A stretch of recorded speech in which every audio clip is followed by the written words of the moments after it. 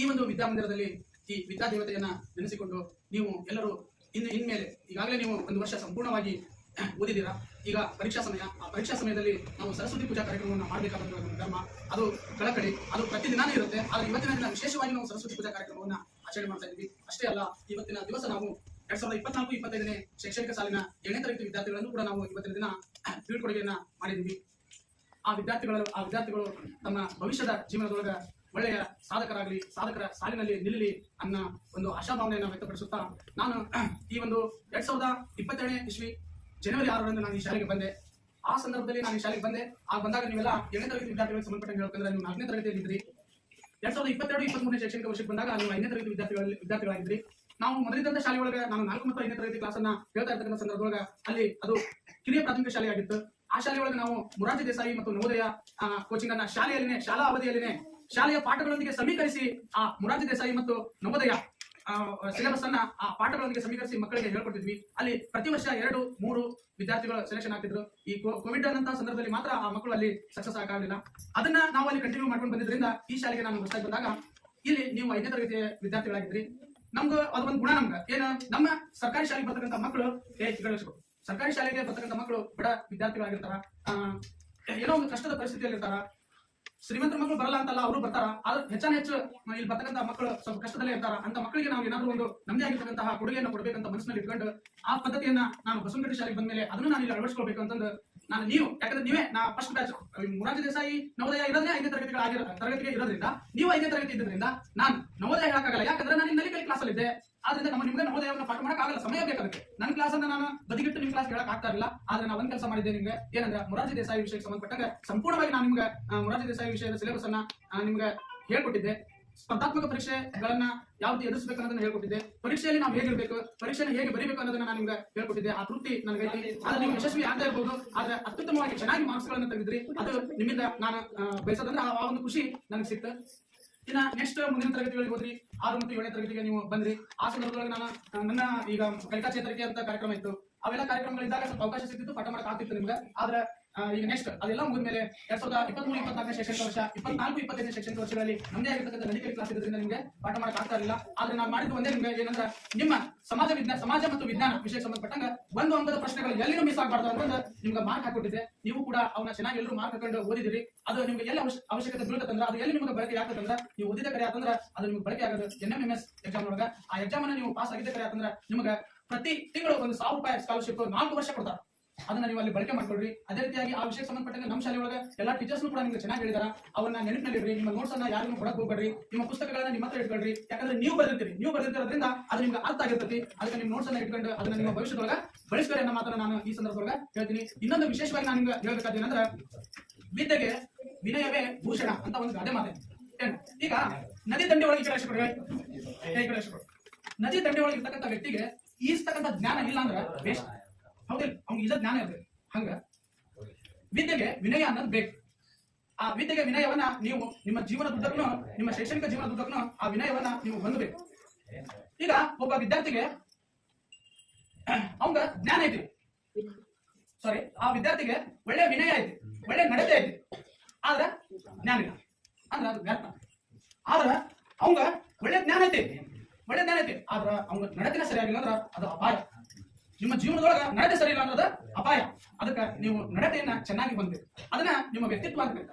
ಏನ್ ವ್ಯಕ್ತಿತ್ವ ಅಂದ್ರೆ ನೀವು ವಿದ್ಯಾರ್ಥಿ, ನಿಮ್ಮನ್ನ ಉದ್ದೀಪಿಸ್ತಕ್ಕಂತಹ ಸಮಸ್ತ ಉದ್ದೀಪಕಗಳು ಸುತ್ತಮುತ್ತಲು, ಹೌದಾ? ಆ ಉದ್ದೀಪಿಸ್ತಕ್ಕಂತಹ ಏನು ಉದ್ದೀಪನ ನೀಡ್ತಕ್ಕಂತಹ ಏನಾದ ಅಂಶಗಳು ಅವು ನಿಮ್ಮ ವ್ಯಕ್ತಿತ್ವವನ್ನು ರೂಪಿಸ್ತವೆ. ಅದಕ್ಕೆ ನೀವೇನ್ ಮಾಡ್ಬೇಕು? ಒಳ್ಳೆಯವರನ್ನ ಗೆಳತನ ಮಾಡ್ಬೇಕು. ಒಳ್ಳೆಯವರ ಗೆಳತನವನ್ನು ಮಾಡ್ಬೇಕು. ಅಂದಾಗ ನೀವು ಒಳ್ಳೆಯ ಅಂಶಗಳನ್ನ ಕಲಿತಾ ಹೋಗ್ತೀವಿ.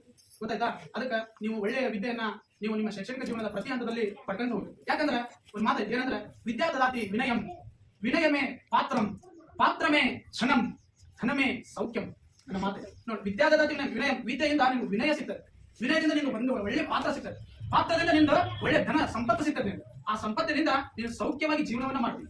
ಅದು ನಿಮ್ಗೆ ಬೇಕಂದ್ರೆ ನಿಮ್ಮ ಶೈಕ್ಷಣಿಕ ಜೀವನದೊಳಗ ವಿದ್ಯೆ ವಿನಯವನ್ನ ನೀವು ನಿಮ್ಮ ಜೀವನದೊಳಗ ಅಳವಡಿಸ್ಕೊಳ್ರಿ ಅನ್ನೋ ಮಾತನ್ನ ನಾನು ನಿಮ್ಗೆ ಹೇಳಕ್ ಇಷ್ಟಪಡ್ತೀನಿ. ಇನ್ನ ನಾನು ಈ ಶಾಲೆಗೆ ಬಂದಾಗ ನಿಮ್ಗೆ ಅನೇಕ ವಿಚಾರಗಳನ್ನ ಮಹಿಳೆಯರು, ವಿಶೇಷವಾಗಿ ಈ ವರ್ಷದ ಮಹಿಳೆಯರು ವಿದ್ಯಾರ್ಥಿನಿಯರಿಗೆ ಹೇಳ್ಬೇಕಂದ್ರೆ ನೀವು ಮುಂದೆ ನಿಮ್ಮ ಜೀವನದೊಳಗೆ ಮುಂದೆ ಹೋದಾಗ ನಿಮ್ಗೆ ಅನೇಕ ಸವಾಲುಗಳು ಬರ್ತವೆ, ಸಮಸ್ಯೆಗಳು ಬರ್ತವೆ. ಆ ಸಮಸ್ಯೆಗಳನ್ನ ಹೆಂಗೆ ಎದುರಿಸ್ಬೇಕಂತಂದ್ರೆ ಆಫೀಸ್ ರೂಮ್ ಮುಂದೆ ನಿಂತ್ಕೊಂಡು ನಾನು ಹೇಳುವಾಗ ನೀವೆಲ್ಲರೂ ಕಣ್ಣೀರು ಹಾಕಿರಿ, ಹೌದಾ? ನಾನು ಕೂಡ ನೀವು ಅದನ್ನು ನೋಡಿ ನಾನು ಹತ್ತಿದ್ದೀನಿ. ಆ ಅಂಶಗಳನ್ನ ನೀವು ನಿಮ್ಮ ಜೀವನದುದ್ದಕ್ಕೂ ನೆನಪಿನಲ್ಲಿ ಇಟ್ಕೋಬೇಕು. ಅಂತ ಸವಾಲುಗಳ ಸಮಸ್ಯೆಗಳು ಬಂದಾಗ ನನ್ನ ನೆನಪಾಗಬೇಕು, ನಾನು ಹೇಳಿರ್ತಕ್ಕಂಥ ಪದಗಳ ನೆನಪಾಗಬೇಕು. ಆ ಪದಗಳನ್ನ ಆ ಸವಾಲುಗಳ ಸಮಸ್ಯೆಗಳು ಬಂದಾಗ ಅವನು ಪ್ರಯೋಗಿಸಬೇಕು. ಅವಾಗ ನೀವು ಸೇಫ್ ಆಗಿರ್ತೀರಿ. ಅದನ್ನು ನೀವು ಜೀವನದಲ್ಲಿ ನೆನಪಿಡ್ಬೇಕು. ಇನ್ನ 7ನೇ ತರಗತಿ ವಿದ್ಯಾರ್ಥಿಗಳಿಗೆ ಹೇಳ್ಬೇಕಂದ್ರೆ ನೀವು ಒಳ್ಳೆಯ ನಡತೆಯನ್ನು ಹೊಂದಲೇಬೇಕು, ಬದಲಾಗಬೇಕು. ನಿಮಗೆ ಸಂಬಂಧಪಟ್ಟಾಗ ಈ ಊರಿಗೆ ನನಗೆ ಸಂಬಂಧಪಟ್ಟಂಗೆ ಹೇಳ್ಕಂದ್ರೆ ಈ ಒಂದು 3+ ವರ್ಷಗಳ ಜರ್ನಿ ಒಳಗೆ ನೀವು ಅನೇಕ ತಪ್ಪುಗಳನ್ನ ಮಾಡಿದ್ರಿ. ನಾನು ನಿಮ್ಗೆ ಅನೇಕ ತಪ್ಪುಗಳನ್ನ ತಿಳಿಸ್ಕೊಟ್ಟಿದ್ದೀನಿ, ನಿಮ್ಮ ಪಾಲಕರಿಗೂ ತಿಳಿಸ್ಕೊಟ್ಟಿದ್ದೀನಿ. ಅನೇಕ ಮನಸ್ತಾಪಗಳು ಆಗಿದವು. ಅವೆಲ್ಲವುಗಳನ್ನ ಮರೆತು ನಾನು ನಿಮ್ ಜೊತೆನೂ ಮಾತಾಡ್ತಾ ಇದ್ದೀನಿ, ನಿಮ್ಮ ಪಾಲಕರ ಜೊತೆನೂ ಮಾತಾಡ್ತಾ ಇದ್ದೀನಿ. ಅವ್ರಿಗೆ ಎಷ್ಟು ಗೊತ್ತೋ ಅವ್ರು ಅಷ್ಟು ಮಾತಾಡಿರ್ತಾರೆ, ಹೌದಾ? ಬಟ್ ನಾವು ಹಂಗಲ್ಲ.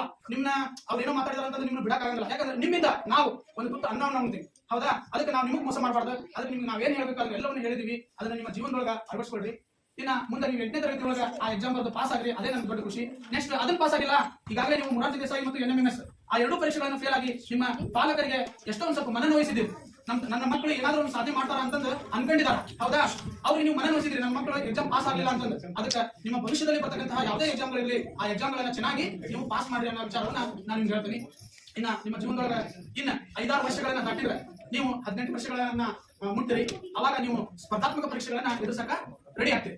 ಅದಕ್ಕೆ ಇಲ್ಲಿ ನಿಮ್ಮ ಜೀವನದೊಳಗ ಎಂತ ನಿಮ್ಮ ಅತಿ ಕ್ಲೋಸ್ ಫ್ರೆಂಡ್ಸ್ನು ಕೂಡ ನಿಮ್ ಜೊತೆ ಇರಲ್ಲ. ಕೊನೆಗೆ ನಿಮ್ ಜೊತೆ ಇರೋದು ಒಂದೇ, ಅದೇನಂದ್ರ ನಿಮ್ಮ ಅಂಕಗಳು.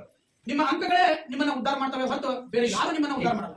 ಅದಕ್ಕೆ ನೀವು ನಿಮ್ಮ ಅಂಕ ಎಲ್ಲರೂ ಹೇಳ್ತಾರೆ, ಅವನ ಪುಸ್ತಕದ ಹುಳ, ಅವ್ನ ಪುಸ್ತಕದ ಬಗ್ಗೆ ಏನು ಅದನ್ನ ಬಿಟ್ಟು ಏನು ಗೊತ್ತಿಲ್ಲ, ಅವ್ರಿಗೆ ನಾಲೆಜ್ ಇಲ್ಲ ಅಂತ ಹೇಳ್ತಾರೆ. ಅಂತಹ ಮಾತುಗಳನ್ನ ನಿಮ್ಗೆ ಚುಚ್ಚು ಹೇಳ್ತಾ ಇರ್ತಾರೆ ನಿಮ್ಮ ಭವಿಷ್ಯದೊಳಗೆ, ಹೌದಾ? ಅದಕ್ಕೆ ಯಾವ್ದಕ್ಕೂ ನೀವು ತಲೆ ಕೆಡಿಸ್ಕೊಳಕ್ ಹೋಗ್ಬೇಡ್ರಿ. ಚೆನ್ನಾಗಿ ಓದ್ರಿ. ಇವತ್ತಿನ ಸ್ಪರ್ಧಾತ್ಮಕ ಯುಗದೊಳಗ ಪುಸ್ತಕದ ಹುಳು ನೀವಾಗಿದ್ರೆ ಮಾತ್ರ ಜ್ಞಾನವನ್ನ ತುಂಬಿಕೊಂತೀರಿ.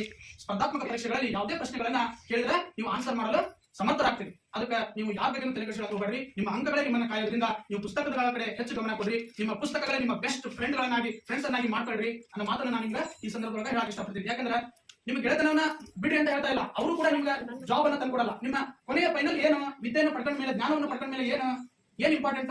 ಒಂದು ಹುದ್ದೆಯನ್ನು ಪಡ್ಕೊಳ್ಳೋದು. ಆ ಹುದ್ದೆಯನ್ನು ಪಡ್ಕೊಂಡ್ರೆ ನಿಮ್ಮ ಜೀವನವನ್ನ ಸೌಖ್ಯವಾಗಿ ಇಟ್ಕೊಳ್ಳೋದು, ನಿಮ್ಮ ತಂದೆ ತಾಯಿಗಳನ್ನ ಚೆನ್ನಾಗಿ ನೋಡ್ಕೊಳ್ಳೋದು, ನಿಮಗೆ ಏನು ಅನುಕೂಲಗಳು ಇರಲಿಲ್ವೋ, ಏನು ಸೌಲಭ್ಯಗಳು ಇರಲಿಲ್ವೋ ಅವುಗಳೆಲ್ಲ ನೀವೇನ್ ಮಾಡೋದು? ಪಡ್ಕೊಳ್ಬೇಕಾಗುತ್ತೆ, ಹೌದಾ? ಅದು ಫಲಿತಾಂಶ ಇದೆ. ನೀವು ವಿದ್ಯೆ ಪಡ್ಕೊಂಡು ಅದು ಯೂಸ್ ಆಗಿಲ್ಲ ಅಂದ್ರೆ ಏನ್ ಮಾಡ್ಬೇಕು? ನೀವು ವಿದ್ಯೆ ತಗೊಂಡು, ಹೌದಾ? ಎಲ್ಲರೂ ಹೇಳ್ತಾರೆ ನಾನು ಜ್ಞಾನಕ್ಕಾಗಿ ಓದ್ತೀನಿ, ನಾನು ಜಾಬ್ ಆಗಿ ಓದಲ್ಲ ಅನ್ಬೋದು. ಇಲ್ಲ ಅಂತ ಜ್ಞಾನಕ್ಕಾಗಿ ಓದ್ಬೋದು ನೀನು. ಆದ್ರೆ ಯಾವ ಪಡೆದಿರ್ತಕ್ಕಂಥ ಜ್ಞಾನ ನಿನಗೆ ಲಾಭ ಆಗೋದಿಲ್ವೋ ಆ ಜ್ಞಾನ ಇದ್ರಷ್ಟು ಬಿಟ್ರಷ್ಟು.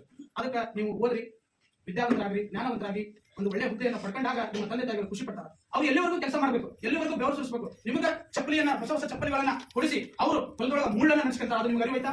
ನೀವು ನೆರಳಲ್ಲಿ ಕುತ್ಕೊಂಡು ಪಾಠಗಳನ್ನ ಶಾಲೆ ಒಳಗೆ ಕೇಳ್ತೀರಿ, ಆದ್ರೆ ಅವರು ಬಿಸಿಲಲ್ಲಿ ಕೆಲಸ ಮಾಡ್ಕೊಂಡು ಬೆವರು ಸುರಿಸ್ತಾ ಕೆಲಸ ಮಾಡ್ತಾ ಇರ್ತಾರೆ. ಆ ಅರಿವು ನಿಮ್ಗೆ ಆಯ್ತಾ? ಅದನ್ನ ಒಂದು ಕ್ಷಣ ನೆನಪು ಮಾಡ್ಕೊಂಡು ಬದಲಾಗಿ. ಇಲ್ಲಿವರೆಗೂ ನೀವು ಏನಾದರೂ ತಪ್ಪು ಮಾಡಿದ್ರೆ ಅದು ನನಗೆ ಸ್ಟಾಪ್ ಮಾಡಿ. ಈ ಕ್ಷಣದಿಂದ ನೀವು ಬದಲಾಗಿ ಓದಿನ ಕಡೆಗೆ ಹೆಚ್ಚು ಗಮನ ಕೊಡ್ರಿ ಅನ್ನೋ ಮಾತನ್ನ ನಾನು ನಿಮ್ಗೆ ಈ ಸಂದರ್ಭದೊಳಗೆ ಹೇಳಕ್ ಇಷ್ಟಪಡ್ತೀನಿ. ಅವೆಲ್ಲವುಗಳನ್ನ ನೀವು ಗಮನದೊಳಗೆ ಇಟ್ಕೊಂಡು ನೀವು ನಿಮ್ಮ ಶೈಕ್ಷಣಿಕ ಜೀವನದೊಳಗೆ ಯಶಸ್ವಿ ಆಗ್ರಿ, ನಿಮ್ಗೆ ಒಳ್ಳೇದಾಗ್ಲಿ. ನಿಮ್ಮನ್ನ ನಾವು ಈ ದಿನ ಬೀಳ್ಕೊಟ್ಟಿದ್ದೀವಿ. ನಿಮ್ಮ ಪರೀಕ್ಷೆ ಚೆನ್ನಾಗಿ ಬರೆದು ನೀವು ಒಳ್ಳೆಯ ಸಾಧನೆಯನ್ನ ಮಾಡ್ರಿ. ನೀವು ಇಲ್ಲಿ ಅನಿವಾರ್ಯ, ಇಲ್ಲಿ 8ನೇ ತರಗತಿ ಇಲ್ಲ, ಆದ್ರಿಂದ ನಾವು ನಿಮ್ಮನ್ನ ಬೀಳ್ಕೊಟ್ಟಿದ್ದೀವಿ. ನೀವು ಮುಂದಿನ ತರಗತಿಗೆ ಹೋಗ್ಲೇಬೇಕಾಗೈತಿ. ಅದಕ್ಕೆ ನೀವು ಮುಂದಿನ ತರಗತಿಗೆ ಹೋಗಿ ಅಲ್ಲಿ ಚೆನ್ನಾಗಿ ಅಧ್ಯಯನ ಮಾಡ್ರಿ. ನಿಮ್ಗೆ ಏನೇ ಗೊತ್ತಾಗಲಿಲ್ಲ ಅಂದ್ರೆ ನಮ್ಮ ಶಾಲೆಗೆ ಬರ್ರಿ. ನಮಗೆ ಗೊತ್ತಿರ್ತಕ್ಕಂಥ ಎಲ್ಲಾ ವಿಚಾರಗಳನ್ನ, ನಿಮ್ಮ ಸಮಸ್ಯೆಗಳಿಗೆ ಸಂಬಂಧಪಟ್ಟಾಗ, ನಿಮ್ಮ ಶೈಕ್ಷಣಿಕ ವಿಷಯಗಳಿಗೆ ಸಂಬಂಧಪಟ್ಟಾಗ ನಿಮ್ಗೆ ಏನೇ ಮಾಹಿತಿ ಇದ್ರು ನಮ್ಮ ಹತ್ರ ಬರ್ರಿ, ನಾವು ನಿಮ್ಗೆ ತಿಳಿಸ್ಕೊಡ್ತೀವಿ. ನಮ್ಗೆ ಗೊತ್ತಾಗಲಿಲ್ಲ ಅಂದ್ರೂ ಕೂಡ ಇನ್ನೊಬ್ಬ ಕಡೆಯಿಂದ ಕೇಳಿ ತಿಳ್ಕೊಂಡು ನಿಮ್ಗೆ ತಿಳಿಸ್ಕೊಡ್ತೀವಿ. ನಿಮ್ ಹಿಂದೆ ನಾವು ಇರ್ತೀವಿ. ನೀವು ಅದನ್ನ ಗಮನದೊಳಗೆ ಇಟ್ಕೊಂಡು ನೀವು ಸದಾ ಮುನ್ನುಗ್ರಿ. ಇನ್ನ ನಿಮ್ದು ಈಗ ನೆಕ್ಸ್ಟ್ ಹೈಸ್ಕೂಲ್ಗೆ ಹೋಗ್ತೀರಿ, ಅಲ್ಲಿ ನಿಮ್ಗೆ ಒಬ್ಬರೊಬ್ರು ಹಂಗ ವಿರುದ್ಧ ಲಿಂಗದವರಲ್ಲಿ ಆಸಕ್ತಿ ಅನ್ನೋದು ಇರುತ್ತೆ. ಅದನ್ನ ನೀವು ಬಿಡಬೇಕು. ನೀವು ವಿರುದ್ಧ ಲಿಂಗದವರನ್ನ ನಿಮ್ಮ ಶೈಕ್ಷಣಿಕ ಜೀವನದೊಳಗ ನೀವೇನ್ ಮಾಡ್ಕೊಂಡ್ರೆ ಶತ್ರು ತರ ಕಾಣ್ಬೇಕು. ಶತ್ರು ತರ ಕಂಡಾಗ ಮಾತ್ರ ನೀವು ನಿಮ್ಮ ಶೈಕ್ಷಣಿಕ ಜೀವನದೊಳಗ ಸದಾ ಮುನ್ನುಗ್ತಾ ಇರ್ತೀರಿ. ಅದಕ್ಕೆ ಆ ವಿಚಾರವನ್ನು ಗಮನದೊಳಗೆ ಇಟ್ಕೊಂಡು ನಿಮ್ಮ ಗುರಿ ಏನಿತ್ತು ಆ ಗುರಿ ಕಡೆ ಮಾತ್ರ ಸಾಕ್ತಾ ಇರ್ಬೇಕು. ಆ ಗುರಿ ಕಡೆ ಮಾತ್ರ ಸಾಕಾಗ ಮಾತ್ರ ಆ ಗುರಿಯನ್ನು ನೀವು ಮುಟ್ಟಕ ಸಾಧ್ಯ ಅನ್ನೋ ಮಾತನ್ನ ನಿಮ್ಗೆ ಹೇಳಿದೀನಿ. ಇಲ್ಲಿವರೆಗೂ ನನಗೆ ನಿಮ್ಮ ಬಗ್ಗೆ ಮಾತಾಡಲು ಅವಕಾಶ ಮಾಡಿಕೊಟ್ಟಿರ್ತಕ್ಕಂತಹ ತಮ್ಮೆಲ್ಲರಿಗೂ ವಂದಿಸಿ ನನ್ನ ಮಾತುಗಳನ್ನ ಮುಗಿಸ್ತೀನಿ.